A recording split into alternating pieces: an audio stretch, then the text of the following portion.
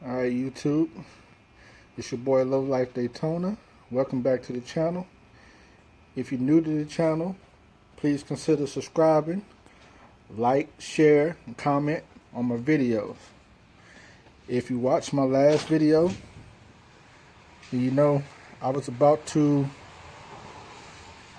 an intake manifold, so I got everything. And I actually got the thing installed on the car now. So it's done.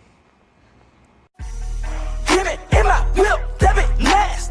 Bad bitch, but attitude last. Alright, so let's talk about this for a minute. Okay. So I didn't get all the footage because, as you can see by this video, my lighting is not very good in my garage, and it's cold and rainy outside in Michigan, so I did this in my garage. Now, first thing first, let's talk about some of the things that you're gonna need to do this job. Okay, so first things first, you're gonna need this thing right here, this MSD window switch. Okay, you're gonna need a 40 amp circuit breaker and a standard 4 or 5 pin relay,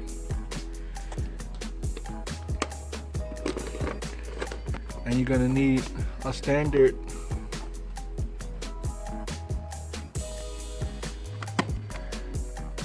adder fuse, and that's about it. You really don't need the circuit box that all the forums said that you need, and I'll explain to you later about how I did the wiring as far as that goes. I'm going to show you guys like a little detailed wire thing that I created, and don't make fun of it, I drew it up myself, but it'll explain to you exactly what I did to this thing, okay, to wire it up. So the first impressions of it, I did take it out on the street yesterday for a couple minutes, and let me tell you, I can tell a big difference. So, big difference. I normally drive with the pedal commander on, and yesterday I turned the pedal commander off, and I floored it, and it was like, holy shit, I felt like I still had the pedal commander on, so I looked down to make sure it was off, and it was definitely off. So, now my car is not stock. Like I said, I got long tube headers, unlock PCM, you know, the headers are catless, and the exhaust on the car is just some Dynamax mini race bullets back in the back with some 5-inch tips, and that's about it far as. And then I got a 180-degree thermostat, and then of course the Daytona comes with the cold air intake on it. So, but I definitely felt a big difference. Please excuse the mess in the garage. I'm still kind of tightening up everything. So I actually leave a list. I'm pretty sure I probably forgot a couple things that you're gonna need as far as items to complete this job. So I'll put a list down in the description of exactly everything I got and the cost for everything. So all in all, I was able to keep the cost under $500. As you know, the circuit box itself is like $83, and when I looked at it, just trying to figure out what is the circuit box, the only thing the circuit box is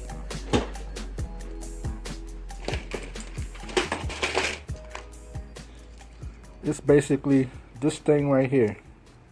It's got some fuses and a relay.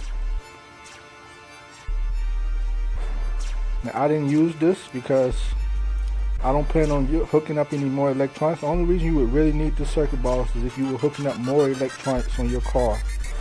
Now me, I hook up all of my other electronics from the trunk where the battery is at, because I like to hook it straight to the battery. So I didn't have to use this.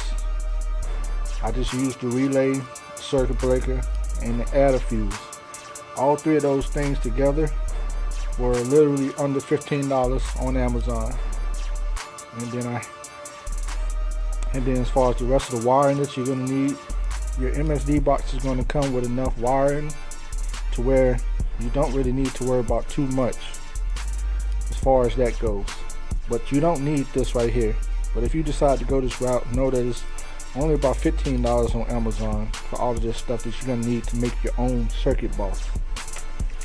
Okay, so you don't need that. Now the MSD box, on most of the websites, this is like $183.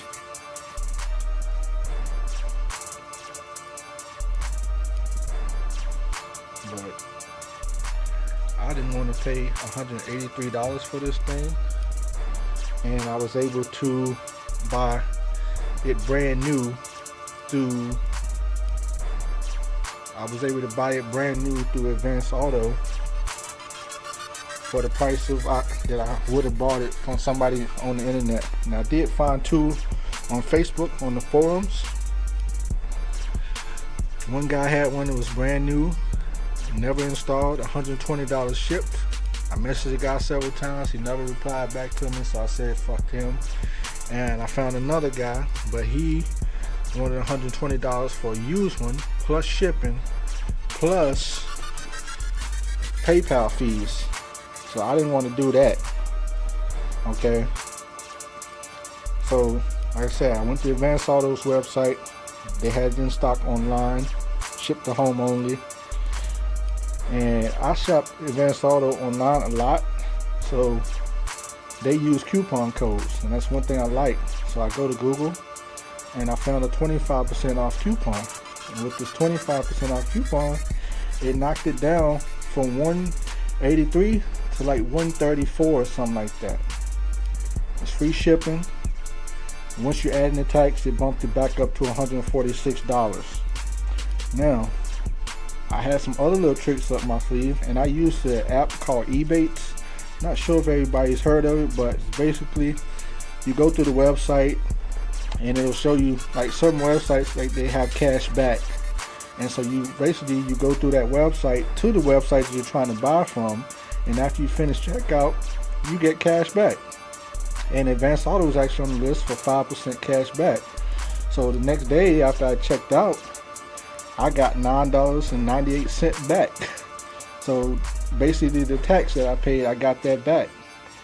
And then the next day, EPAuto uses the Speed Perks program, and I hadn't got any rewards for a long time, so I thought they'd stopped the program. But the next day I checked, and I had gotten a $10 coupon back. So you just got to spend like $10.01, and you get, and you basically got to pay the 1 cent, but it's $10 for free.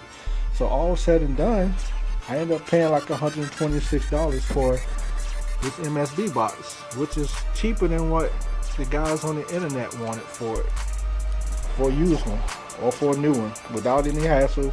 And I got it in 2 days shipped to my door. So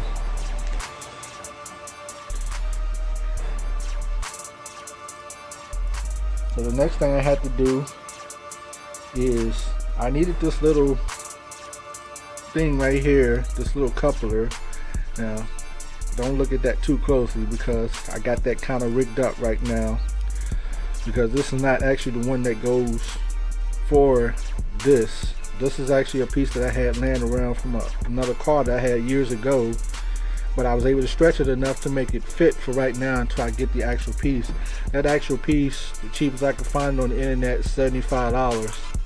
So if any of y'all know anybody out there that's selling one cheaper than $75, let me know the details. I might cop that, because okay. And the next thing I had to buy was this little hose right here that goes from the crankcase, from this part right here. It goes from this to the air filter. I had to buy that, and then the little adapter right there, because on the 5.7 this actually went out this hole right here that's plugged that I'm pointing at, and it was actually a different size. So I had to buy those two pieces. And then it didn't come with this little hose right here, so I had to buy that also. It probably was a waste of money, because I plan on putting an oil catch can on it, but I don't want to put the one that I had on there, because it looks kind of janky, I think, with this one, because it's just a universal one. I may still use it. I just got to try to find like a bracket, like a Z bracket, that I'm able to make it work for. But all in all, yeah, it's a couple things. And then I'll show y'all a little quick video of the side by side after that, me taking it off, and then a little side by side of it between the, showcasing some differences of the 5.7 and the 6.4 intake manifold. Okay, and one major thing, okay, this wire right here, I had to extend this wire for your IAT sensor. And then your throttle body, you may notice on your 5.7 that it's actually orientated this way, but on this car with the 6.4 manifold, I'll show you a quick video. You can't really put it on this side because you'll be hitting this half cover right here, so you have to change the orientation as far as that go. And then on the back of the engine, which I'll show you from the photos, your map sensor's back there. Your map sensor is actually orientated different on the 6.4 manifold than it is on the 5.7. On the 5.7, it twists and locks into place, pointing towards the driver's side of the car. On the 6.4 intake manifold, it orients to the left, and it actually bolts down. It doesn't just twist in. So what happens then, if you leave the one in there, the mine came with it in there from the 6.4, so I left it in there. But the only problem then, because it's orientated to the other side, the wire harness that plugs up to it wouldn't stretch. I couldn't stretch it long enough to fit, so I had to extend that wire also for that harness. And then it plugged right in just fine. Now the activation for the active runner, the little connector that you gotta order, I got that off Amazon for $36, 2 days. It wasn't prime shipping, but I still got it in 2 days. You're gonna need that. There's 3 wires on it. You're gonna need a signal wire that goes to your yellow wire on your MSD. You got a ground wire, which just goes to a ground, and then you got a red wire, which is gonna be to a 12-volt switch. So I basically just spliced it in with the red for the MSD box. And as far as the MSD box goes, like I said, you got 5 colors on it. You got a yellow, a white, a black, a gray, and a red wire. The gray you're not going to use, so you can just kind of cut that one off. The red one is going to be ran to your relay. And then your yellow one is going to go to that signal wire from your connector that plugs into your active runner solenoid. Then the white wire that comes from it, you're going to hook that to your number 8 injector right there. Okay. And there's 2 wires on that injector. They may be different colors depending on what model car you got. I got 2018, and this wire was actually different colors from what most of the forums had said. So just know that it's gonna be the right wire, the right side wire. There's 2 wires on it. You're gonna use the right side wire, the one that is on the engine side, not the one closer to the firewall. I tried that wire first because from what I read on some of the forums, that should have been the wire, but I wasn't getting the Tach signal, so I switched it to this wire, and now I'm good with that. Okay. Snap that back into place there. Okay. So everything's wired up, nice and neat there. Wrapped everything with the cloth tape. Hooked up my grounds down there. Okay. And the job is done. So I'll make another video at some point once I get the cartoon and let y'all know. So, let me know what y'all think about this. If you've done it, what are your impressions of it? Do you think I did a good job? Do you think I made the right decision by doing this? Okay.